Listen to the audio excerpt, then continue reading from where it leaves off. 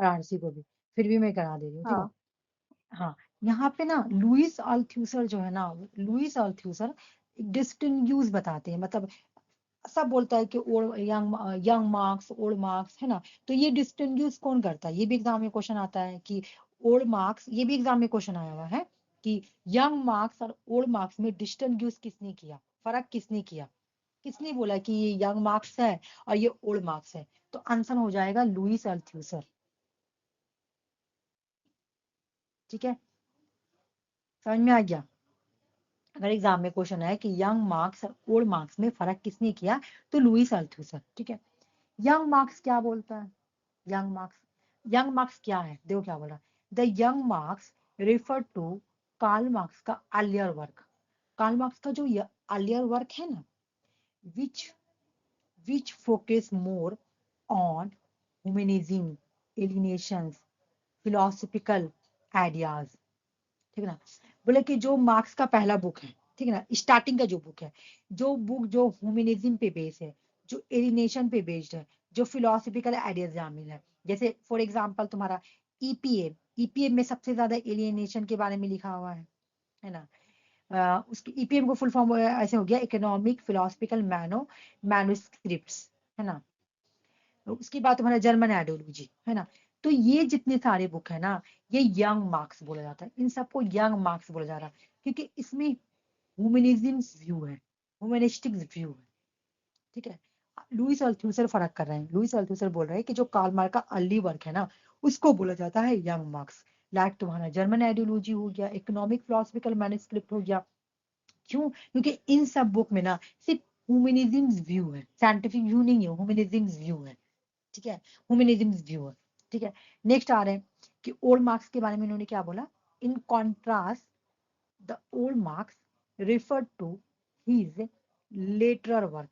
Marks का जो बात का काम है, ठीक है ना, मार्क्स का जो बात, इसके बाद का, इन सब का जो बात का काम आ रहा, where he devise deeply into political economy and scientific socialism. This period include his seminal work Das Kapital. Kapital, देखो दास कैपिटल में इन्होंने कैपिटलिज्म के बारे में मेंशन किया है, ठीक है ना। Where he analysis functioning of capitalist economic in detail. जैसे बोले कि जो उसके बाद का काम है, जैसे जर्मन आइडियोलॉजी के बाद उन्होंने जो बुक लिखा है, उसके बाद वाले जितने भी बुक है ना, उसमें उन्होंने साइंटिफिकली स्टडी किया है।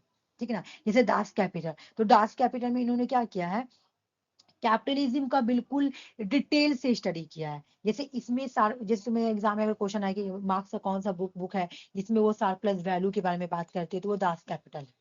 तो बोले ये सब बुक में इन्होंने साइंटिफिकली स्टडी किया है, साइंटिफिक व्यू दिए, साइंटिफिक व्यू दिए। ठीक है ना, साइंटिफिक, जैसे दास कैपिटल में इन्होंने कैपिटलिस्ट सिस्टम के बारे में बात किया है ना, कैपिटलिस्ट सिस्टम के इकोनॉमी, कुछ पूछना है क्या, कैपिटलिस्ट सिस्टम के, हेलो, किसी को कुछ पूछना है क्या, नहीं। नहीं नहीं, अच्छा ठीक है। तो देखो अब समझ में आ गया ना कि कार्ल मार्क्स का जो अर्लियर वर्क है, तो उसको यंग मार्क्स बोला जाता है। क्यों, क्योंकि उसमें ह्यूमनिज्म व्यू है। कार्ल मार्क्स का जो बात का काम है ना, बात का काम है लेटर वर्क। कार्ल मार्क्स के जो लेटर वर्क है, उसमें पॉलिटिकल इकोनॉमिक साइंटिफिकली स्टडी किया गया है, कैपिटलिज्म के बारे में, है ना, कैपिटलिज्म के बारे में डिटेल स्टडी किया गया, जैसे दास कैपिटल एग्जांपल हो गया। तो इसको हम लोग बोलेंगे ओल्ड मार्क्स। क्यों, क्योंकि इसमें साइंटिफिक व्यू दिया गया है, साइंटिफिक व्यू। ओके, तो ओल्ड मार्क्स और Karl Marx, sorry, young Marx and old Marx में फर्क किसने किया, लुइस अल्थ्यूसर। तो यहाँ पे तुमको सिर्फ क्वेश्चन क्या याद करना, मैं बता रही हूँ, एग्जाम में अगर क्वेश्चन आया कि ओल्ड मार्क्स में और यंग मार्क्स में कौन डिस्टिंग्विश करता है, कौन फर्क करता है, तो लुइस अल्थ्यूसर, पहला क्वेश्चन। दूसरा क्वेश्चन अगर पूछ ले कि यंग मार्क्स कहाँ से स्टार्ट होता है, कौन सा यंग मार्क्स है, तो कार्ल मार्क्स का अर्लियर वर्क, अर्लियर वर्क तुम्हारा यंग मार्क्स है। एग्जाम्पल हो गया तुम्हारा ईपीएम जर्मन आइडियोलॉजी। ठीक है, क्यों, क्योंकि इसमें ह्यूमन व्यू है, ह्यूमनिज्म व्यू है सिर्फ। ठीक है ना, तुम देखो ना एलिनेशन में क्या बोले हैं कि वर्कर एलिनेशन हो रहा, अपने काम से दूर हो रहा, है ना, यही सब बात किए हैं। इसलिए मतलब एक क्वालिटेटिव टाइप का स्टडी की है। लेकिन ओल्ड मार्क्स जो है ना, ओल्ड मार्क्स ये लेटर वर्क है, ये बात का काम है कार्ल मार्क्स का। इसमें इन्होंने साइंटिफिकली स्टडी किया है। जैसे दास कैपिटल में उन्होंने कैपिटलिज्म के बारे में बात की। जैसे उन्होंने बोला कि सरप्लस वैल्यू लेके चला जा रहा है कैपिटलिज्म, वर्कर को कुछ नहीं मिल रहा। तो यहाँ पे इन्होंने साइंटिफिकली व्यू का यूज किया है, तो इसलिए ये साइंटिफिकली व्यू है। ठीक है, समझ में आ गया? तुम लोगों को कुछ पूछना है तो पूछ लो। अच्छा, क्लास यहीं तक कंप्लीट। देखो आज तो क्लास डिस्टरबेंस नहीं होना, एक बार हुआ था जो कि मैं कनेक्ट कर ली। बाकी आज क्लास समझ में आए कि नहीं आए ये बताओ मुझे। समझ में आ गया। अगर कुछ पूछना हाँ। है तो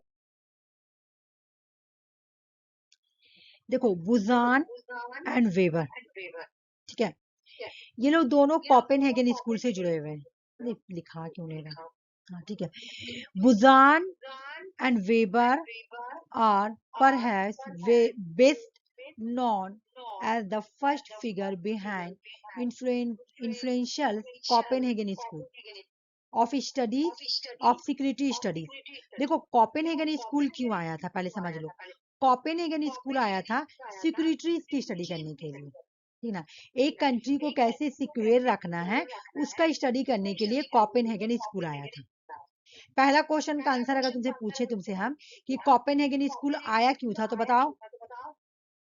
security studies, security of studies के लिए, ठीक है।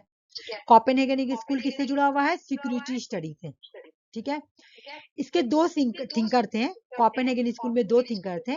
एक का नाम था बैरी बुजान, एक का नाम था बैरी बुजान और दूसरा का नाम था वेवर,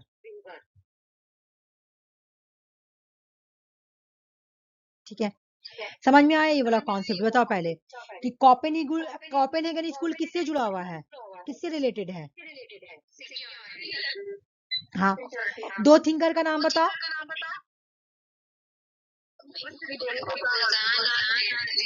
ऑलिवेवर, ऑलिवेवर, ठीक है बिल्कुल। कोपेनहेगन स्कूल में क्या कॉन्सेप्ट दिया गया? इन्होंने बोला कि कैसे सिक्योर रखना है। सिक्योर रखने का क्या प्रिंसिपल है, सिक्योरिटी का क्या प्रिंसिपल है? इन्होंने बोला security as a social construct. आप ना अपने कंट्री में ना पहले सोशली तौर पे कंस्ट्रक्ट हो जाइए, ठीक है ना। उसके बाद आप एक तरीके से सिक्योर समझिएगा। पहले आप सोशली कंस्ट्रक्ट हो जाइए, तब आप अपने आप को सिक्योर समझिएगा, ठीक है ना। फिर बोल रहे हैं सिक्योरिटाइजेशन थ्योरी। उसके बाद बोले कि आप क्या कीजिए, सिक्योरिटाइजेशन कीजिए। कहने के मतलब है अपने कंट्रीज को सिक्योर कीजिए, चारों तरफ से सिक्योर कीजिए। चाहे वो मरीन का रास्ता हो, चाहे वो तुम्हारा लैंड वाला रास्ता हो, है ना, एयरवेज हो, हर तरह से तुम्हारा सिक्योर रखिए। तब आपका कंट्री सिक्योर रहेगा। कंस्ट्रक्ट कीजिए, कंस्ट्रक्ट, चारों तरफ से कंस्ट्रक्शन का काम कीजिए, ठीक है। तो अब एग्जाम में अगर तुमसे क्वेश्चन आएगा कि कौन बोलता है security as a social contract, तो कौन बोलते हैं? कोपेनहेगन स्कूल वाले बोलते हैं, या बुजान या वेबर, ऑलिवेवर। सिक्योरिटाइजेशन का थ्योरी किसने दिया? तो कोपेनहेगन स्कूल ने दिया, ठीक है। कंस्ट्रक्टिविज्म के बारे में किसने बोला कि सिक्योरिटी का मतलब है कंस्ट्रक्टिविज्म। अगर तुम अपने कंट्री को बहुत अच्छे से बना लेती हो, बहुत अच्छे से कंस्ट्रक्ट कर लेती हो, तो यानी तुम सिक्योर हो, ठीक है ना। अगर जो तुम अपने कंट्रीज को सोशली खूब अच्छे से कंस्ट्रक्ट कर लेती हो, तो यानी तुम सिक्योर हो, ठीक है ना। सिक्योरिटाइजेशन की थ्योरी अपनाओ, है ना। मैं जल्दी जल्दी बोलती हूँ, इससे थोड़ा सही हो जाता है, ठीक है। सिक्योरिटाइजेशन की थ्योरी अपनाओ, ठीक ना। क्या क्या बोल रहे हैं? Security as a social contract, securitization theory and constructivism, तब आप सिक्योर रहिएगा। ये कोपेनहेगन स्कूल में 3 प्रिंसिपल बताते हैं। ये सिक्योरिटी का जब ये सिक्योरिटी को एग्जामिन करते हैं ना, तो ये बोलते हैं ना कि 3 तरह का प्रिंसिपल है जिसकी वजह से आपके कंट्री जो है सिक्योर हो सकती है। एक तो आप पहले उसको सोशल कंस्ट्रक्ट कीजिए, उसके बाद चारों तरफ से सिक्योर कीजिए, और उसके बाद बहुत अच्छे से उसको कंस्ट्रक्ट करके चारों तरफ से पॉलिटिकली, इकोनॉमिकली, सोशली, इकोनॉमिक कोई आपके कंट्री में इंटर ना कर सके। उसके बाद बैरी बुजान जो थे ना, उन्होंने एक कॉन्सेप्ट दिया था, रीजनल सिक्योरिटी कॉम्प्लेक्स थ्योरी, ठीक है। बुजान डेवलप करते हैं RACT, जिसका फोकस था कि कैसे सिक्योरिटी डायनेमिक ऑपरेट करना चाहिए within the specific region, ना कि ग्लोबली। ये बोले सुनो सिक्योरिटी करना है ना, देखो सोशली सिक्योरिटी मतलब क्या, सिक्योरिटी का मतलब ग्लोबल नहीं, अपना कंट्री को सिर्फ करो, ठीक है। स्पेसिफिक रीजन, इंडिया अपना सिर्फ करो, दूसरा का मत देखो, ये बोल रहा। एक रीजन अपना देखो, दूसरा का ना मत देखो, सोशली कंस्ट्रक्ट हो जाओ भाई, अपने आप को खाली कंस्ट्रक्ट करके रखो। This theory help to understand how regional interactions shape security policy and outcomes.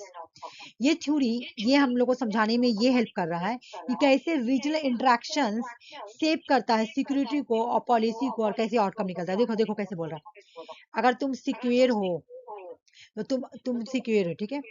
और मान लो मैं अफगानिस्तान का ले रही हूँ, ये इंडिया है और ये अफगानिस्तान है। तुमको पता है ये होगा, अफगानिस्तान से बहुत सारे लोग आते हैं यहाँ पे, अफीम गांजा ड्रग्स से सप्लाई करते हैं, ठीक है। तो क्यों, क्योंकि आप इंटरेक्ट होते हैं ना, अफगानिस्तान का रिलेशन इंडिया से अच्छा है, तो यहाँ पे कोई भी आ जाता है। तो ये देखिए कैसे आपका सिक्योरिटी कैसे थ्रेट हो रहा, माना कि वो दिख नहीं रहा है, लेकिन वो एक तरीके से आपके कंट्री में आके गांजा ड्रग्स ये सब तो फैला रहा है ना, तो आपका सिक्योरिटी थ्रेट हो रहा ना।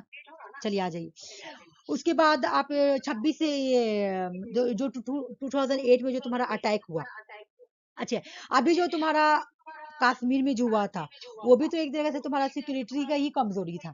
बोल रहा, हम नहीं बोल रहे, आदमी लोग जैसे बोल रहा कि वहां पे पुलिस क्यों नहीं था, सॉरी वहां मिलिट्री क्यों नहीं था, है ना, मिलिट्री क्यों नहीं था वहाँ, ये मतलब ये भी एक सिक्योरिटी का पर्पस है कि आपने देखिए, आपने इंटरेक्शन किया, आपने एकदम वहां से ध्यान छोड़ दिया कि आप कोई कुछ नहीं होगा, तो देखिए आपका क्या हुआ, आपको आके सिक्योरिटी थ्रेट हो गया।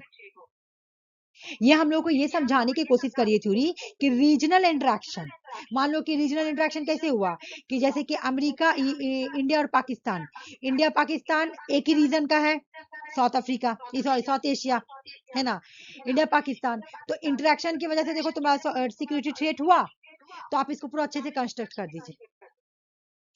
उसके बाद बोल रहा है, फिर बैरी बुजन एक और कॉन्सेप्ट देते हैं, सिक्यूरिटाइजेशन थ्योरी along with the, ये दोनों मिलकर देते हैं ऑलिवेबर एंड बैरी बुजान, ये दोनों का कंट्रीब्यूशन है। इन्होंने बोला कि development of securitization theory which examine how issues are framed, security threat and implication this framing for policy and international relation। तुम देखो किसे तुमको थ्रेट है, सुनो ये थ्योरी क्या बोली, तुम एग्जामिन करो ना, देखो किससे दोस्ती रखने से खतरा है। अगर जैसे तुम अभी आज का दिन में इंडिया एग्जामिन करेगी, इंडिया का एग्जामिन करके बताओ, इंडिया का सबसे थ्रेट कहाँ से है, बताओ बताओ, इंडिया का कौन सा नेवरिंग सबसे ज्यादा थ्रेट है, किससे सबसे ज्यादा तुमको सिक्योरिटी चाहिए, पाकिस्तान से, ठीक है, पाकिस्तान से लड़ाई भी चलता है, इनमी कंट्री है, चाइना से आ जाओ, ये दोनों कंट्री से ज्यादा चाहिए। हम लोग के अपना इंटरनेशनल पॉलिसी फ्रेम ऑसी करना है, इंटरनेशनल पॉलिसी को फ्रेम करना है ना, इंटरनेशनल रिलेशन को फ्रेम करना है ना, बिल्कुल ध्यान में रख के। हम पाकिस्तान के साथ कोई भी रिलेशन नहीं रखना चाहेंगे बिकॉज कि हम लोगों का सिक्योरिटी थ्रेट हो रहा, हम चाइना के साथ भी ज्यादा दूर दूर रहेंगे क्योंकि हम लोग का सिक्योरिटी थ्रेट है। बाकी हम यूएस से कर सकते हैं, क्यों, क्योंकि यूएस बॉर्डर के थ्रू नहीं आएगी, ये रीजनल थ्रेट नहीं पहुंचाएगी, है ना, क्योंकि ये हमारे कंट्री के बगल में नहीं है, नेबरिंग नहीं है, नेबरिंग नहीं है। समझ में आ गया, ये बात बोल रहा। फिर उसके बाद बैरी बुजान ऑलिवेबर दोनों मिलकर एक बुक लिखते हैं, बुक का नाम है regions and powers, the structure of international security 2003। और खली बैरी बुजान का बुक का नाम है पीपल स्टेट्स एंड फेयर, लोग स्टेट एंड डर, ठीक है। तुम लोगों को समझ में आया ये वाला,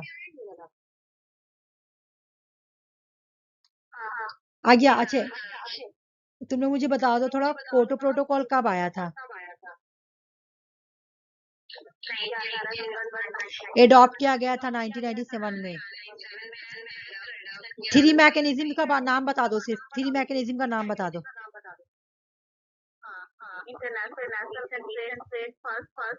हाँ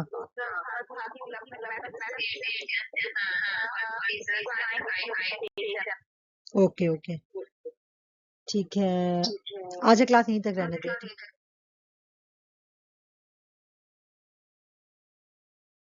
ठीक है, देखो वैसे तो ये सुनो ना, आवाज डबल नहीं ना आ रहा। अच्छा ठीक है, क्योंकि मुझे अच्छा ठीक है ठीक ठीक चलो।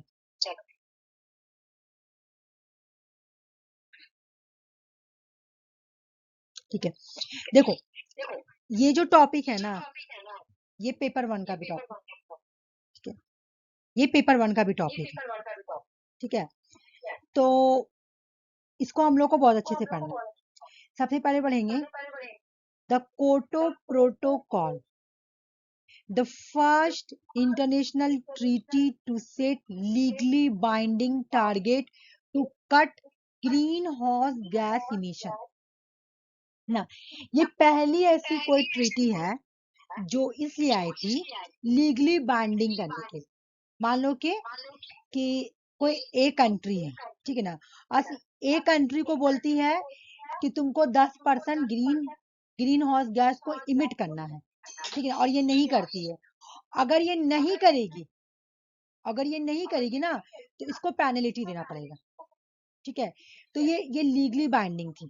ठीक है, एग्जाम में क्वेश्चन आएगा, पेरिस एग्रीमेंट होगा, क्योटो प्रोटोकॉल होगा, और क्वेश्चन दे देगा इसमें से कौन सा लीगली बाइंडिंग है, तो क्योटो प्रोटोकॉल और लीगली बाइंडिंग आएगा। ठीक है ना, पर्पस क्या था, क्यों आई थी, ये देखो, ग्रीन हाउस गैस इमिशंस के लिए आई थी। आरसी का सब पढ़ा हुआ है, सिर्फ रिवीजन हो जाएगा। ठीक है, अगर ये हो जाए तो मैं दूसरा टॉपिक स्टार्ट कर दूंगी जल्दी से। ठीक है, green house gas emission, Kyoto protocol का पर्पस क्या है, ग्रीन हाउस गैस इमिशन। ठीक है, ये आई क्या थी, ये एडॉप्ट कब हुआ था। अच्छा, हम ये पढ़ क्यों रहे हैं, क्योंकि एग्जाम में इससे बहुत सारा क्वेश्चन आ रहे हैं। ठीक है, जैसे इसका डेट अगर हम पढ़ेंगे कि इसको एडॉप्ट कब किया गया था, तो 11 दिसंबर 1997। ठीक है, क्योटो प्रोटोकॉल कब आई थी, 11 दिसंबर 1997 आई थी। मतलब क्या, इसे अडॉप्ट कब किया गया था, क्योटो प्रोटोकॉल को अडॉप्ट कब किया गया था, 11 दिसंबर 1997। ठीक है, सुषमा है क्लास में, है ना। हाँ, तो मुझे लगा कि नहीं है, क्योंकि आरसी का ये पढ़ा हुआ है, इसलिए मैं बोल रही हूँ। ठीक है, समझ में आ गया। क्योटो प्रोटोकॉल अडॉप्ट कब किया गया था, 11 दिसंबर 1997। इन फोर्स में कब आई थी, 16 फैब 2005। ये दोनों क्वेश्चन पीवाई के, दोनों क्या तीनों। जैसे green house gas, Kyoto protocol का पर्पस क्या है, क्यों आई थी, तो ग्रीन हाउस गैस इमिशन के लिए। पहला, ये पेपर 1 में भी आई है, पेपर 2 में भी आई है, हम आरसी को प्रीवियस ईयर क्वेश्चन सॉल्व कराए कि ग्रीन हाउस गैस क्यों आई है, ऑप्शन दिया हुआ था। तो ग्रीन हाउस गैस इमिशन के, सॉरी, क्योटो प्रोटोकॉल क्यों आई है, ग्रीन हाउस गैस इमिशन के लिए। ठीक है, अडॉप्ट कब किया गया था, 11 दिसंबर 1997। इनफोर्स में 16 फरवरी 2005। ठीक है, कब आई थी, उसको अडॉप्ट कब किया गया था, चलो वो भी आज का नहीं इंपॉर्टेंट है। थर्ड सेशन क्या था, United Nations framework convention on climate change, UNFCCC का जो थर्ड सेशन हुआ था ना, वही में ये आया था। मैं यूएनएफसीसी पढ़ा चुकी हूँ, ये एक सेशन होता है यहाँ पे, ठीक है ना, मतलब उसको कॉप बोलेंगे। ठीक है, तो यहाँ, हाँ, मुझे क्यों लग रहा है कि डबल आवाज आ रहा,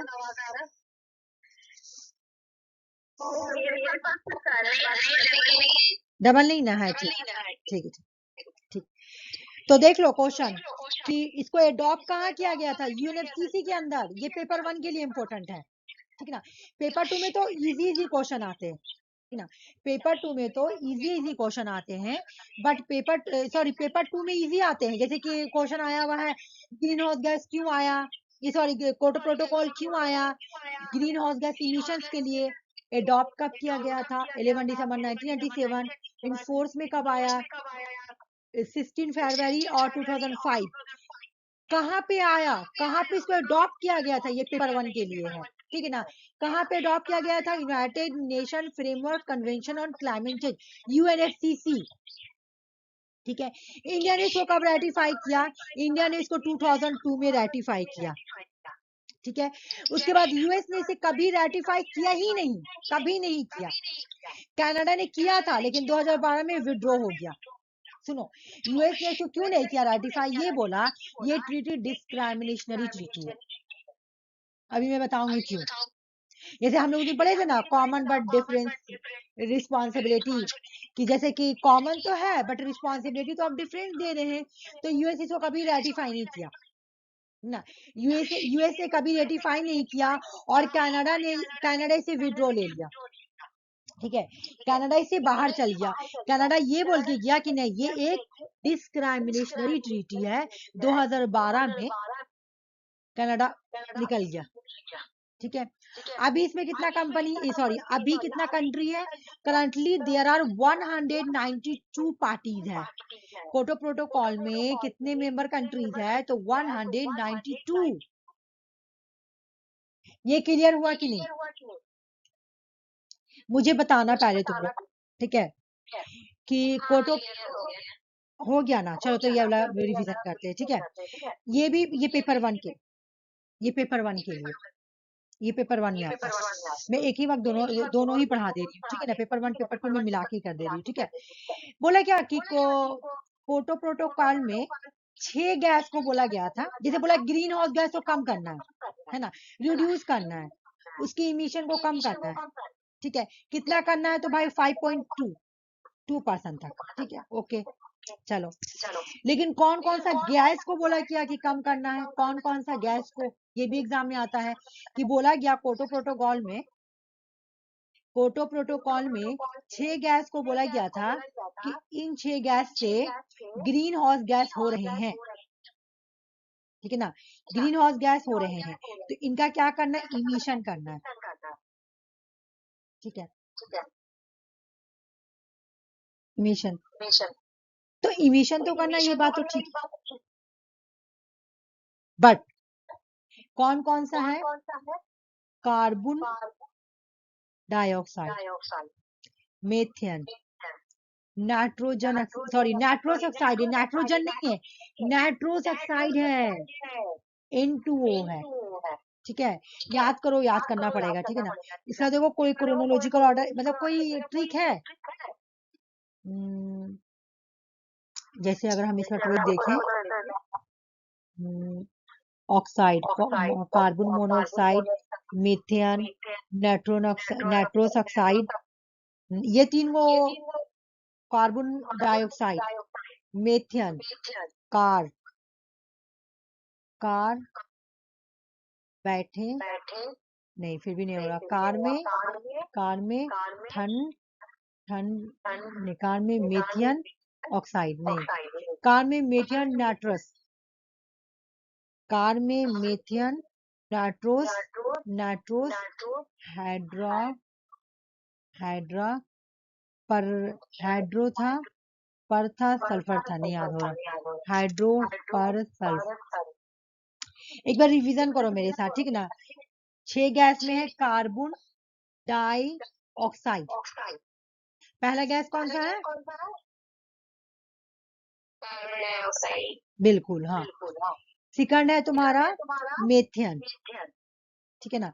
मेथेन है कारमेट, देखो तो कार में मेट निट, फिर भी नहीं होगा एग्जाम में, तुम लोग कंफ्यूज मत हो जाओ। कार्बन में कार में मेट निट और हाइड्रो पर फ्लस नहीं। चलो देखते हैं। Carbon dioxide, methane, nitrous oxide, hydro पर फ्लोरोकार्बन, हाइड्रो फ्लोरोकार्बन, पर फ्लोरोकार्बन, सल्फर हेक्साफ्लोराइड। ये जो 6 गैस है ना, इन्हीं 6 गैस को बोला गया था इमिशन कम करना है, इमिशन करना है। इन्हीं 6 ग्रीन हाउस गैस का इमिशन करना है, ठीक है ना। इन्हीं 6 ग्रीन हाउस गैस जो है ना, इनसे ही ग्रीन हाउस गैस हो रहे हैं, इन्हीं का इमिशन करना है। पहला है कार्बन डाइऑक्साइड, कार में ठंडा कार में ठंड, निट्रस नहीं, फिर भी निट्रस है, कार में मीथेन निट्रस। देखो तो याद हो रहा है ये CM, रुक जाओ एक मिनट, CM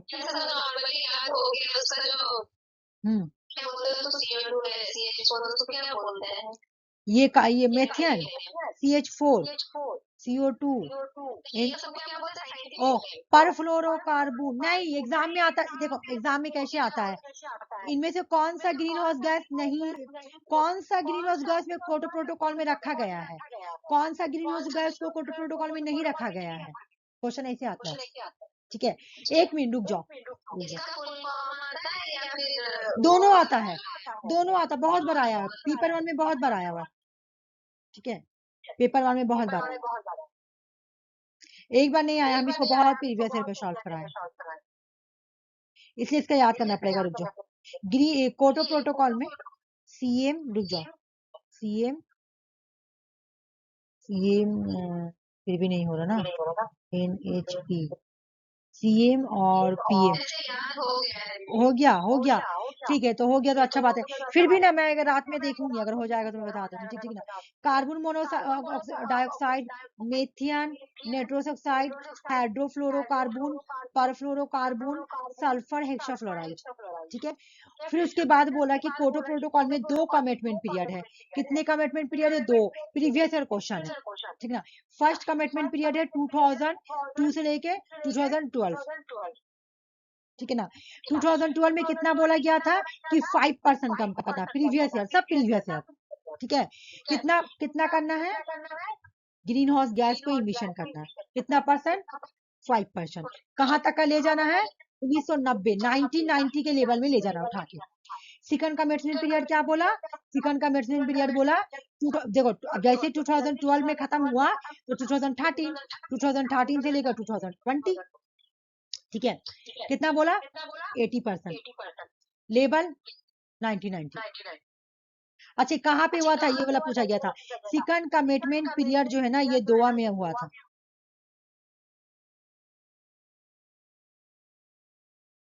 दोहा अमेंडमेंट, इससे थोड़ा अलग क्वेश्चन आया था इस बार। कितने गैस को बोला गया है क्योटो प्रोटोकॉल में? नाम बताओ।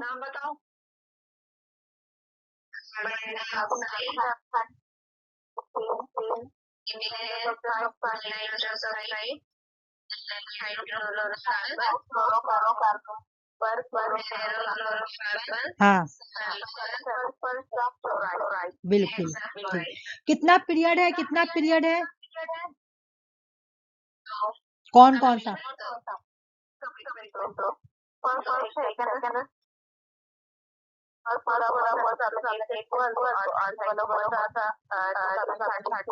परसेंटेज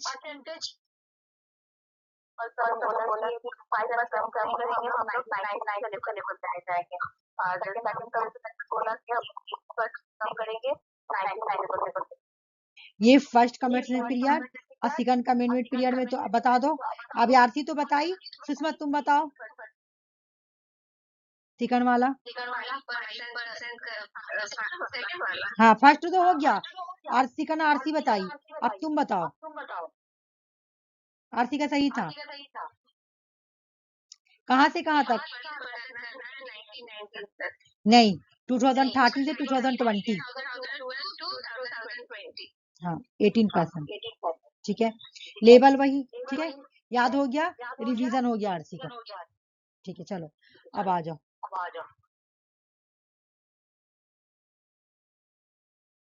बोला ये क्वेश्चन तो अभी हम लोग सॉल्व किए। कॉमन बट डिफरेंशिएट रिस्पॉन्सिबिलिटी, ये वाला हम लोग पढ़े थे उस दिन कि कौन सपोर्ट करता है, कौन नहीं सपोर्ट करता है। ठीक है, ये तो हम लोग पढ़े थे। चलो आ जाओ, देखो द कॉन्सेप्ट ऑफ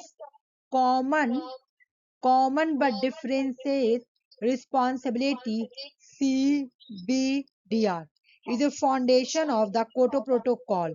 इसको यहीं पे लाया गया था, कोटो प्रोटोकॉल में ही लाया गया था।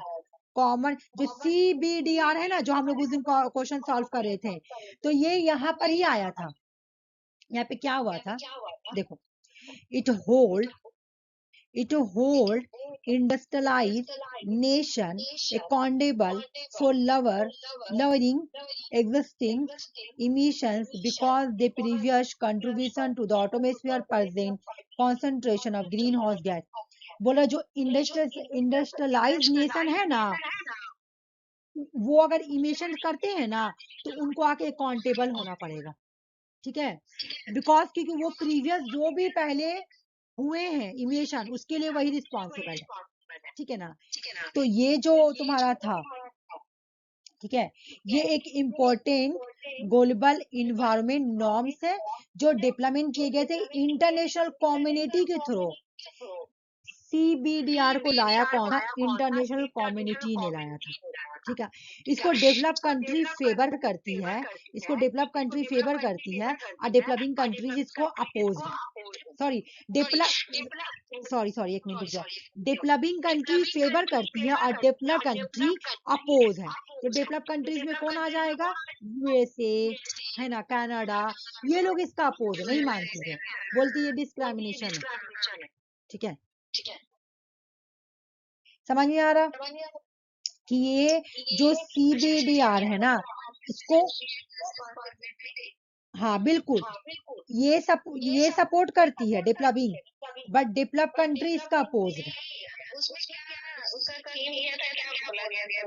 उसका थीम में ये बोला गया था कि अगर जो डेवलप कंट्री है वो अगर ज्यादा ग्रीन हाउस गैस इमिशन करती है, ठीक है ना, उसको आके अकाउंटेबल होना पड़ेगा। अभी मैं इसका रीजन बताऊंगी, अभी इसका रीजन मैं बताऊंगी, मैं कहने का मतलब मैं फिर भी रीजन बता दे रही। देखो, अगर कोई ज्यादा ग्रीन हाउस गैस इमिशन करता, मान लो कि टारगेट दिया गया 20%, देखो मैं बता रही हूँ, जैसे बोला गया कि साल में 1 ईयर में आप 20% ग्रीन हाउस गैस इमिशन कर सकते हैं अपने कंट्री में, आप कर सकते हैं, ठीक है। मान लो कि यूएस को बोला गया, फॉर एग्जांपल, मैं एग्जांपल दे रही हूँ, और यूएस ने क्या किया, 22% ग्रीन हाउस गैस इमिशन किया, ठीक है ना, इमिशन किया। तो यूएस ने तो अपना जो उनको दिया गया था पर्पस, उससे ज्यादा 2% ग्रीन हाउस गैस इमिशन किया, तो अब 2% के लिए उसको अब पेनल्टीज मिलेगी। अगर पेनल्टीज है तो उनको भरपाई करना पड़ेगा, ठीक है। तो लेकिन ये सिर्फ डेवलप कंट्री पे ये था लागू, डेवलपिंग कंट्रीज पे नहीं। डेवलपिंग कंट्रीज अगर ज्यादा कर भी दे रही तो कोई फर्क नहीं पड़ता, कम भी करती तो कोई फर्क नहीं पड़ा, लेकिन डेवलप कंट्रीज को जितना दिया गया उतना ही करना पड़ेगा। अगर वो ज्यादा करेंगी तो फिर उसको भरपाई करना पड़ेगा। समझ में आया? तो यहाँ पे डिफरेंट किया गया दो लोगों के बीच में, डेवलपिंग और डेवलप में फर्क किया गया, बताओ सुषमा, समझ में आया? समझ में है ना? यहाँ पे डेवलप और डेवलपिंग कंट्रीज में फर्क किया गया। डेवलप ईडी यानी यूएस, यूके, फ्रांस, कनाडा जैसी कंट्री को बोला गया कि अगर आप 20% से ज्यादा खर्च करेंगे तो आपको पेनल्टी देना पड़ेगा, ठीक है। लेकिन डेवलपिंग कंट्रीज को बोला गया कोई बात नहीं, ठीक है। सुनो, अब यहाँ पे क्या बोला गया, the responsibilities of different countries, responsibility different दिया गया था countries को, have been taken two ways, Kyoto Protocol according to CBRD के अकॉर्डिंग कोटो प्रोटोकॉल में जो रिस्पॉन्सिबिलिटी दिया गया था डिफरेंट दिया गया था, अलग अलग दिया गया था। डेवलपिंग कंट्रीज को अलग दिया गया था, डेवलप कंट्रीज को अलग दिया गया था, ठीक है। हिस्टोरिकल पॉल्यूटर बोला गया था, किसको देखो हिस्टोरिकल पॉल्यूटर किसको बोला गया, देखो ये जो डेवलप कंट्रीज है ना, मान लो USA, ठीक है, यूके, इन लोगों को बोला गया है कि आप लोग क्या है पता है, आप लोग हिस्टोरिकल पॉल्यूटर है, आप तो हिस्ट्री, आप तो बहुत दिन से पास्ट से है ना, पास्ट से आप ग्रीन हाउस गैस इमिशन करते चले आ रहे हैं, तो इसलिए आपको ये दिया गया, पेनल्टीज रखा गया, आपको एक लिमिटेशन रखा गया है। लेकिन जो रिसेंट का पॉल्यूटर है ना, रिसेंट का पॉल्यूटर कौन है? जैसे चाइना हो गया, है ना, इंडिया हो गया, ये लोग तो रिसेंट पॉल्यूटर्स है। ये लोग ज्यादा इन्वायरमेंट को पॉल्यूट नहीं किया है। पॉल्यूटर्स कौन है? हिस्टोरिकल पॉल्यूटर तो डेवलप्ड कंट्री है, डेवलप्ड, है ना, लाइक यूएसए, फ्रांस, कनाडा, ये लोग, इन लोगों ने ही इन्वायरमेंट को ऐसा किया है, इसलिए इनको ज्यादा रिस्पॉन्सिबिलिटी दिया जाएगा, इन पे लिमिटेशन लगाया जाएगा। लेकिन जो रिसेंट के पॉल्यूटर है लाइक चाइना और इंडिया, उनके ऊपर कोई पेनल्टी नहीं है। इसीलिए इस ट्रीटी को कॉमन बट डिफरेंसेस रिस्पॉन्सिबिलिटी बोली गई। इसलिए इसको डेवलप्ड कंट्री सपोर्ट नहीं करती है, डेवलपिंग कंट्री सपोर्ट करती है, क्योंकि ये डेवलपिंग कंट्रीज के फेवर में बात बोल रही है। समझ में आया? अब आ जाओ हिस्टोरिकल पॉल्यूटर, और ये वही बात है जो मैं अभी आगे बोली, ठीक है ना, जो मैं अभी आगे बोली कि जैसे कि सीबीआरडी में बोला गया, मैं रुक जाओ दिखा रही हूँ, रुक जाओ। The CBRD require the industrialized nation like USA, UK, Russia and other to make great contributor implement of greenhouse gas reduction strategy। आप लोगों को ना, जो US, UK, रशिया है ना, आप लोगों को ग्रेट इम्प्लीमेंटेशन करना पड़ेगा ग्रीन हाउस गैस रिडक्शन करने के लिए, कि आप ज्यादा रिस्पॉन्सिबल है। हिस्ट्री जाके देखें, आप लोग हिस्टोरिकल पॉल्यूटर है ना, आप लोग हिस्टोरिकल है, सॉरी, हिस्टोरिकल पॉल्यूटर है ना। आप पर लीगल बाइंडिंग, देखो क्या बोला, they must accept specific legally binding. अगर आप लोग ग्रीन हाउस गैस इमिशंस करते हैं, आपको ऑर्डर फॉलो करना पड़ेगा, ठीक है। Do not donating money to project reduce greenhouse emissions under developing and least developing nations। तुमको ना, ये डेवलपिंग कंट्रीज को बोल रहा है कि तुमको पैसा डोनेट करना पड़ेगा ग्रीन हाउस गैस इमिशंस के लिए। तुमको प्रोजेक्ट लाना पड़ेगा।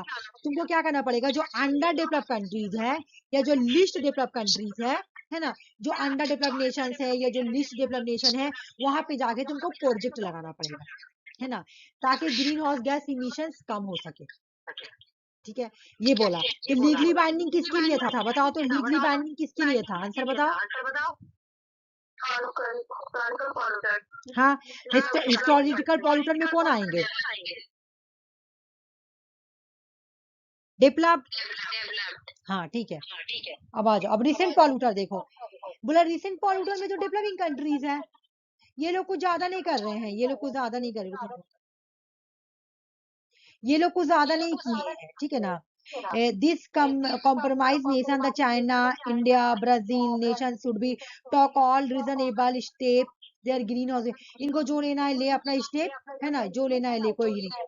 However, this nation are not concentrated and every action they taken is voluntary। ये जो भी एक्शन लेंगे इनके ऊपर वॉलेंट्री है, या तो मन के मर्जी, इनके ऊपर कोई लीगल बैंडिंग नहीं है। आप पे लीगल बैंड होगी, इनके पे लीगल बैंडिंग। देखो कर रहा कॉमन डिफरेंशिएशन कर रहा है कि नहीं, है ना, डिफरेंशिएशन कर रहा है कि नहीं। अब देखो, Kyoto protocol is based on the principle and provision of the convention of the flowing the annex based structure. ये जब जो ये प्रिंसिपल है ना, ये एनेक्स बेस्ड स्ट्रक्चर है। अभी मैं बता रही हूँ क्या है वो, देखो कोटो प्रोटोकॉल में ना, कोटो प्रोटोकॉल को एनेक्स में बांटा गया है, एनेक्स स्ट्रक्चर में, ठीक ना। ये भी पेपर 1 में आता है, ठीक है। देखो बोला गया कि अगर एग्जाम में क्वेश्चन आए कि कौन सा ऐसा तुम्हारा प्रोटोकॉल है, या कौन से प्रोटोकॉल है जिसको एनेक्स की बेस पे बनाया गया है, इसका स्ट्रक्चर एनेक्स बेस पे है, तो आंसर होगा कोटो प्रोटोकॉल। देखो क्या बोला, ये क्वेश्चन एग्जाम में आया हुआ है। Annex X, annex 2, annex B और एनेक्स 3 क्वेश्चन आया हुआ था कि एनेक्स बी में इंडिया कौन सा, कोटो प्रोटोकॉल में इंडिया कौन सा एनेक्स में आएगी, तो इंडिया नॉन एनेक्स कंट्रीज में आएगी, ठीक है। अब तुमसे पूछेगा कि यूएस का कौन सा एनेक्स में आएगी, तो यूएस तुम्हारा एनेक्स ए में आएगी, 1 में आएगी, इसमें भी आएगी। अभी हम बताती हूँ, देखो यहाँ पे क्या बोल रहा है, एनेक्स 1 में सारे डेवलपिंग कंट्रीज होंगे, लाइक यूएस, यूके, रशिया, ये लोग सब इकोनॉमिक ट्रांजेक्शन होंगे, ठीक है ना। Organisation for economic cooperation and development को स्टैब्लिश किया गया था 1992 में, ठीक है ना, पैसा को ट्रांजेक्शन करने के लिए। तो क्वेश्चन एग्जाम में ऐसे आएगा कि कोटो प्रोटोकॉल में जो एनेक्स बनाया गया था, तो वो एनेक्स 1 में कौन कंट्री आएगी? एनेक्स 1 में सारा डेवलप्ड नेशन, सारा डेवलप्ड नेशन। फ्रांस किस में आएगा बोलो तो? फ्रांस किस में आएगा? एनेक्स 1 में। मैं नाम नहीं लिखी हूँ बट समझ जाओ, ठीक है ना। एनेक्स 2 में भी सारे डेवलप आएंगे, देखो कैसे बोला, developed countries annex 2 is a subset of annex 1। बोला कि एनेक्स 1 का जो सबसेट है ना, एनेक्स 2 पार्ट है उसका, ठीक है ना।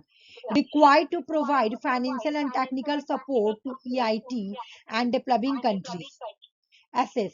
बोल रहा है कि एनेक्स 2 में क्या बोला गया? देखो एनेक्स 2 में क्या बोला गया है?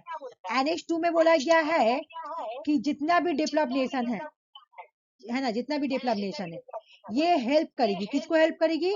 डेवलपिंग कंट्रीज को, ठीक है। किस चीज को रिड्यूस करने के लिए? Green house gas reduce. Annex 1 में सारे डेवलप्ड नेशन हैं, ठीक है ना।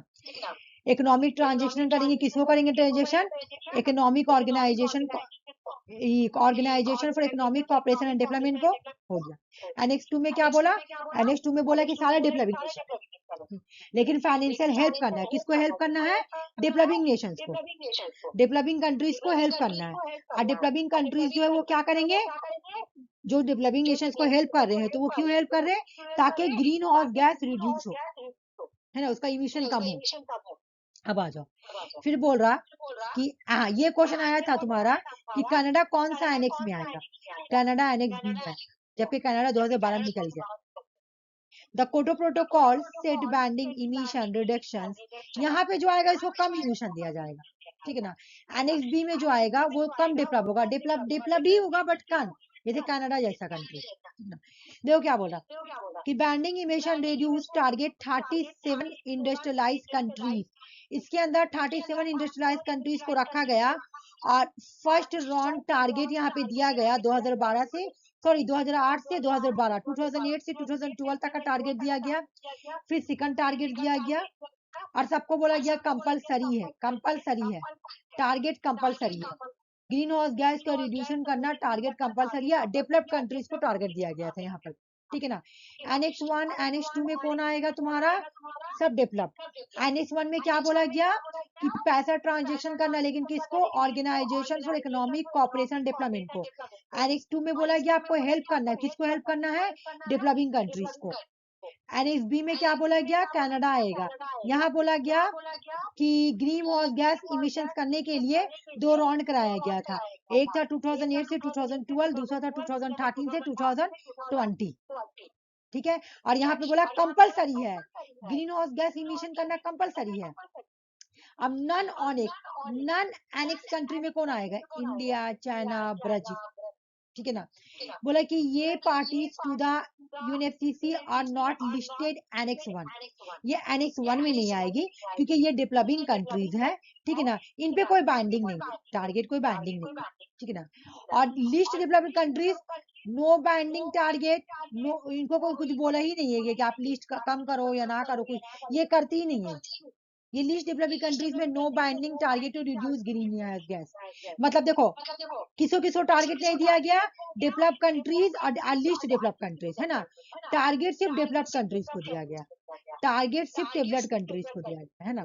टारगेट सिर्फ डेवलप्ड कंट्रीज को दिया गया, और किसे नहीं टारगेट दिया गया? तो डेवलपिंग कंट्रीज और लीस्ट डेवलप कंट्रीज को टारगेट नहीं दिया गया। अब आ जाओ, अब हम लोग यहाँ पे पढ़ेंगे, ये एग्जाम में प्रीवियस ईयर क्वेश्चन है, ठीक है।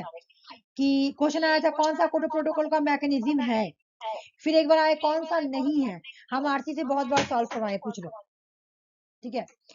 तो कोटो प्रोटोकॉल का मैकेनिज्म कितने हैं? 3 मैकेनिज्म है, 3 मार्केट बेस्ड मैकेनिज्म। हम लोग क्या क्या पढ़े, एक बार हम लोग रिवीजन कर लेते हैं। कोटो प्रोटोकॉल आई कब थी? 1997 में। एडॉप्ट इन्फोर्स में कब आई? 2005 में, ठीक ना। ये लीगली बाइंडिंग थी,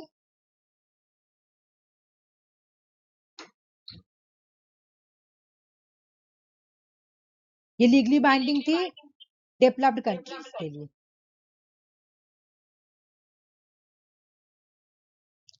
नॉन लीगली बाइंडिंग थी, नॉन लीगली बाइंडिंग थी किसके लिए? तुम्हारा ये अंडर डेवलप और डेवलपिंग के लिए, उनके लिए कोई पेनल्टी नहीं थी। यहाँ पे एनेक्स ए आया था, एनेक्स 1, एनेक्स 2, इन दोनों में ही डेवलपिंग था, डेवलप था, सॉरी डेवलप था। एनेक्स बी में कौन था? कनाडा था, यहाँ 2 राउंड हुआ था। नन एनेक्स में कौन था? नन एनेक्स कंट्रीज में कौन आएगा? तो डेवलपिंग कंट्रीज आएंगे, डेवलपिंग आईएनजी वाला आएंगे, है ना, खत्म हो गया। और क्या पढ़ाए थे हम? 2 राउंड पढ़ाए थे ना, 2 राउंड हुआ था, एक 2005 से लेकर 2012 तक, हाँ बिल्कुल, हाँ 5% इमिशन बोला गया था। एक हुआ था 2013 से लेकर 2020, टारगेट क्या था? 80। इतना ही पढ़े हम लोग, है ना, हाँ। और एक हम लोग क्या पढ़े कि इसका पर्पस क्या था? आई की तो ग्रीन हाउस गैस को इमिशन करना है। क्या करना है? Green house gas emission. Green house gas emission में कितने गैस है? 6 गैस है। कौन कौन सा गैस है? एक बार रिवीजन कर लेते हैं। Carbon dioxide, methane, nitrous oxide, perfluorocarbon, है ना, हाँ हाँ बोलो बोलो, हाँ हाँ हाँ बिल्कुल बिल्कुल, हाँ ठीक है, हाँ हाँ सही हो गया। अब यहाँ से हम करवा रहे, ठीक है, एक बार रिवीजन हो गया ना, जल्दी जल्दी कराना पड़ेगा काम। बोला 3 मैकेनिज्म आया, देखो, इंटरनेशनल इमिशन ट्रेडिंग। सुषमा ये याद करना है, मैं आरसी को बता चुकी हूँ, ये वेरी वेरी इंपॉर्टेंट है, सब याद करना, सब वेरी वेरी इंपॉर्टेंट था, लेकिन जो इसके बाद पढ़ेंगे ना वो समझना, याद नहीं करना, ठीक है ना।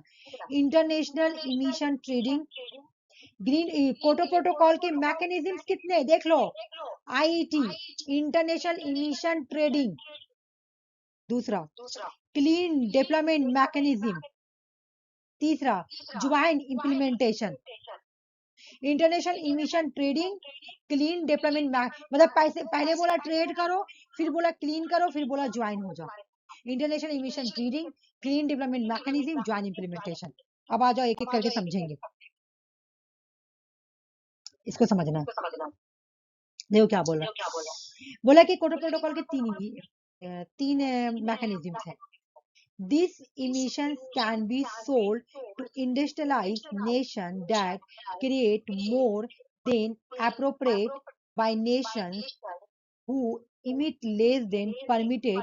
Reduce emission become profitable commerciality in this way.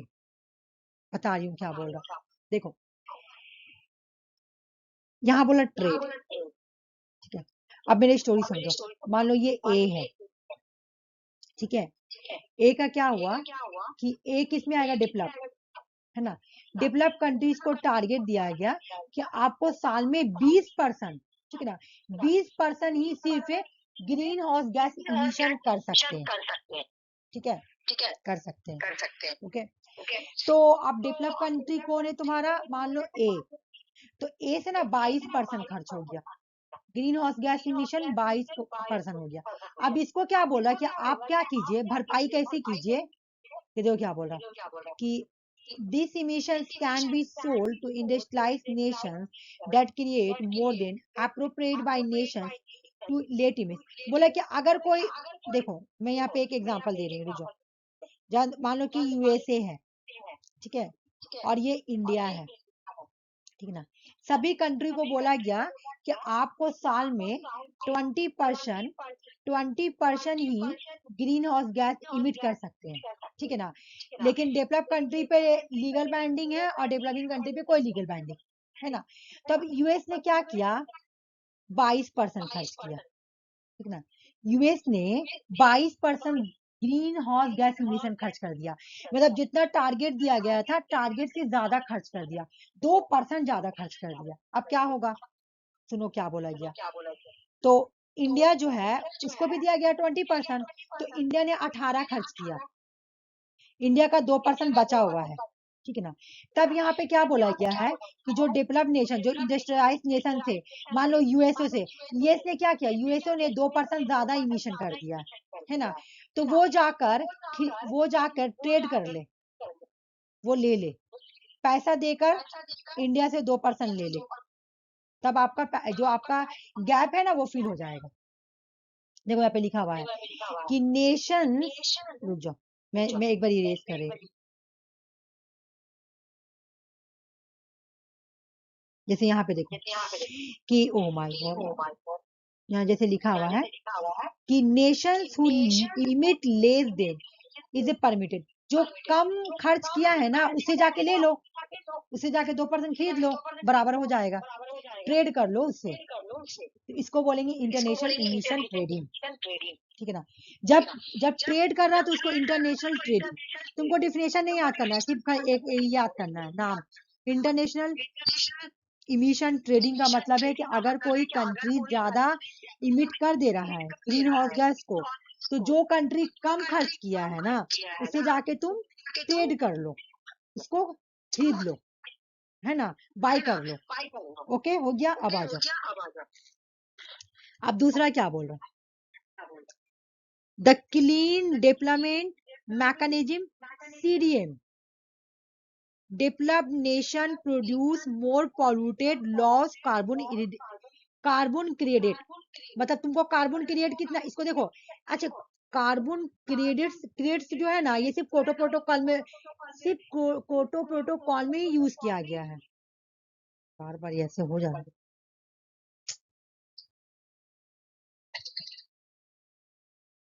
देखो कार्बन,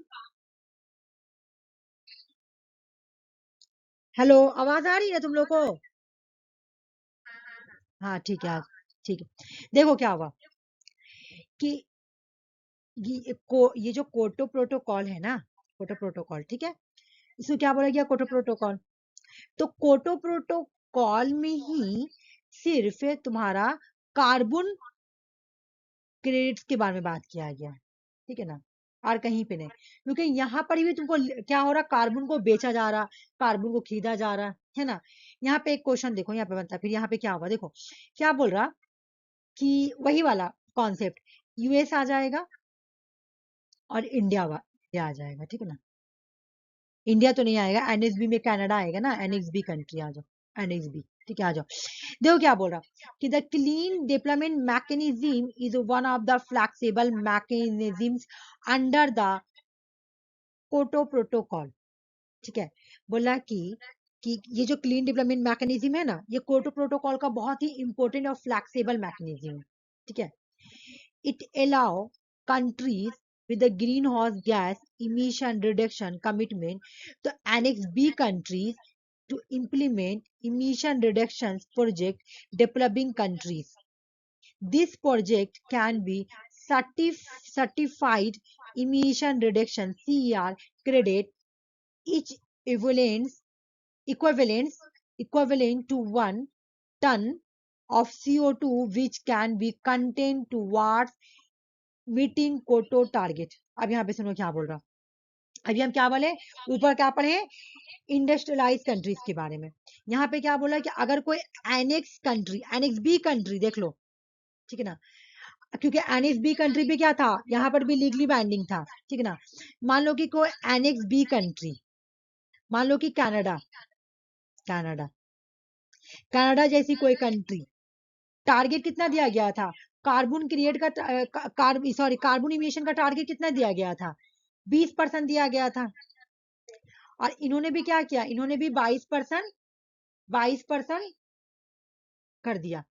तो इनको क्या बोल रहा करने के लिए कि देखो भाई तुम क्या करो, तुम ना डेवलपिंग कंट्रीज में जाके कोई प्रोजेक्ट स्टार्ट कर दो, कोई सोलर प्रोजेक्ट है ना, कोई सोलर प्रोजेक्ट स्टार्ट कर दो जाके, ऐसा प्रोजेक्ट जिसे ग्रीन हाउस गैस इमिशन हो, कहां पर जाके, डेवलपिंग कंट्रीज में प्रोजेक्ट स्टार्ट कर दो, कोई प्रोजेक्ट को इम्प्लीमेंट कर दो, कहां पे जाके, डेवलपिंग कंट्रीज में, तो वहां से तुमको क्या मिलेगा, सर्टिफाइड इमिशंस रिडक्शन, और ये वाला सर्टिफिकेट तुम कहाँ जमा करो, जब कोटो प्रोटोकॉल मीटिंग होगा ना तो वहां पे जमा कर दो कि सर मैंने 2% ज्यादा इमिट किया था, लेकिन मैंने क्या किया, डेवलपिंग कंट्रीज में जाके मैंने अपना प्रोजेक्ट स्टार्ट किया। और देखिए ये प्रोजेक्ट का सर्टिफिकेट है, तो मेरा तो बराबर हो गया ना, मेरा तो इक्विवेलेंट हो गया। देखिए सर मेरा देखिए इक्विवेलेंट हो गया, ठीक है ना। सीडीएम में क्या बोला गया कि अगर कोई एनेक्स बी कंट्री है ना, अगर कोई एनेक्स बी कंट्री ज्यादा ग्रीन हाउस गैस इमिट कर दे रही है जितना टारगेट दिया गया उससे ज्यादा, तो वो कोई डेवलपिंग कंट्रीज में जाकर कोई प्रोजेक्ट स्टार्ट कर दे, है ना, प्रोजेक्ट स्टार्ट कर दे। कैसा प्रोजेक्ट, ग्रीन मतलब ये ग्रीन हाउस गैस रिडक्शन वाला, है ना, ग्रीन हाउस गैस को कम करने वाला कोई प्रोजेक्ट स्टार्ट कर दे। अब उसको वहां से एक सर्टिफिकेट मिलेगा, सर्टिफाइड इमिशन रिडक्शन, है ना। वो क्या करेगी, जाके जमा कर देगी कोटो प्रोटोकॉल मीटिंग में। सर देखिए इक्विवेलेंट हो गया, समझ में आ गया। पहला डेवलप, फिर एनएसबी कंट्री, और सब जगह क्या बोल रहा है कि जाके अपना डेवलपिंग कंट्री से खरीद लो, है ना। अब यहाँ पे आ जाओ, ज्वाइन इम्प्लीमेंटेशन। अब ज्वाइन इम्प्लीमेंटेशन के समझ में आ रहा है कि दो कंट्री मिलके करेगी। देखो ज्वाइन इम्प्लीमेंटेशन में बोल रहा है कि is another flexibility mechanism the Kyoto protocol it always a country emission reduction limitations commitment annex B party to an emission reductions unit तो from the emission reduction emission removal project another annex B, मतलब दो annex B country का दो member है, ठीक है ना। और दोनों दोनों से ही बहुत ज्यादा ग्रीन हाउस गैस इमिट हो गया है, तो दोनों क्या करो, आपस में मिलकर कोई प्रोजेक्ट स्टार्ट कर दो, ऐसा प्रोजेक्ट जिससे ग्रीन हाउस गैस खत्म हो जाए, है ना। ग्रीन हाउस गैस के रिडक्शन के लिए कोई प्रोजेक्ट स्टार्ट कर दो, तो उसे भी क्या होगा, तुम्हारा जो टारगेट है ना वो फुलफिल हो जाएगा, ठीक ना। तो ज्वाइन इम्प्लीमेंटेशन बोला जा रहा है। रुक जाओ, पहले यहाँ पे तुम लोग जो देखो तो पहला क्या है बताओ, तो पहला पहला का नाम क्या है, इंटरनेशनल,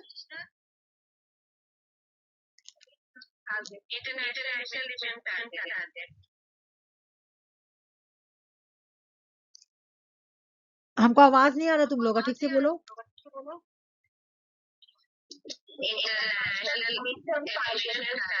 हाँ ट्रेड है, ट्रेड, ठीक है। फिर बताओ सीडीएम, फिर ज्वाइन इम्प्लीमेंटेशन, हाँ green development mechanism, international economic trade. देखो मैं एक चीज ठीक करने की, तो मुझे थोड़ा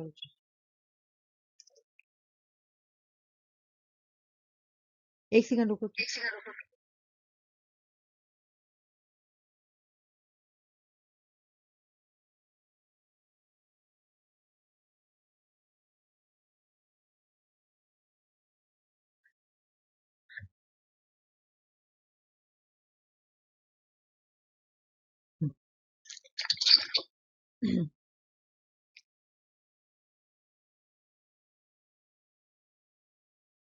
हाँ चलो एक बार मैं तुम लोगों को रिवाइज करा देती हूँ, ठीक है ना। देखो कोटो प्रोटोकॉल में कितना मैकेनिज्म आया था, 3। पहला में क्या पढ़ाई, international international emission emission trading, ठीक है। अगर मान लो कि एक कंट्री, मतलब यहाँ पे बोला कि अगर डेवलप इंडस्ट्रियलाइज कंट्रीज का अगर हुआ इमिशन, तो जाके दूसरे कंट्री से तुम खरीद लो, ठीक है ना, जिसके पास बचा हुआ है। मान लो कि इंडिया के पास बचा हुआ है, तो अरे वहां क्यों चला गया, अच्छा मैं यही बताती हूँ, ठीक है। कोटो प्रोटोकॉल, ठीक है ना, पहला आया तुम्हारा इंटरनेशनल इमिशन ट्रेडिंग, ठीक है। दूसरा का नाम क्या था तुम्हारा, क्लीन डेवलपमेंट मैकेनिज्म, ठीक है। फिर थर्ड का नाम क्या है तुम्हारा, ज्वाइंट इम्प्लीमेंटेशन, ज्वाइंट इम्प्लीमेंटेशन, है ना, ज्वाइंट इम्प्लीमेंटेशन, ठीक है, समझ में आ गया। अब सुनो, अब जब ये लोग जो तुम्हारा कार्बन खरीद रहा ना, वो लोग जो कार्बन ले रहा, तो उसको ही बोला जाता है carbon credit, carbon credit, carbon credit बोला जाता है। इसको ही क्या बोलेंगे, कार्बन क्रिएट, ठीक है ना, कार्बन क्रिएट, ठीक है, समझ में आ गया। यहाँ पे क्या बोल रहा है जाके कि अगर मान लो कि 20 इंडस्ट्रियलाइज कंट्रीज है, इसको टारगेट जितना दिया गया उससे इसने ज्यादा कर लिया 20% से ज्यादा, तो ये क्या करेगा, ट्रेड कर लेगा, ठीक है ना। बाकी इन दोनों में क्या बोला गया है, प्रोजेक्ट कर लो स्टार्ट। यहाँ पे बोला गया कि डेवलपिंग कंट्रीज के अंदर जाके कर लो, यहाँ पे बोला कि दो मिलके कर लो, ज्वाइंट मिलके कर लो, है ना। यहाँ पे ट्रेड के बारे में बोला गया, यहाँ बोला गया डेवलपिंग कंट्रीज के अंदर ट्रेड को ये डेवलपिंग कंट्रीज के अंदर प्रोजेक्ट स्टार्ट कर दो, और ज्वाइंट इम्प्लीमेंटेशन में बोला गया कि दो कंट्री मिलकर आपस में कोई ये green house gas reduction project को स्टार्ट कर दो। समझ में आया कि नहीं, बताओ पहले, 3 मैकेनिज्म समझ में आया, आ गया। अब यहाँ पे देखो बोले कि जो एनेक्स 1 कंट्रीज है, develop countries, US, UK, Russia और भी बहुत सारी, फ्रांस वगैरह आएगी, इकोनॉमिक्स ट्रांजेक्शन करती है तुम्हारा, मतलब ये तो मैं पढ़ा चुकी हूँ कि ये 1982 में इसको ऑर्गेनाइजेशन किया गया था, organisation for economic cooperation and development, पैसा ट्रांजेक्शन करा चुकी हूँ। अच्छा, कोटो प्रोटोकॉल कंप्लीट हुआ, ठीक है, कोटो प्रोटोकॉल कंप्लीट हुआ।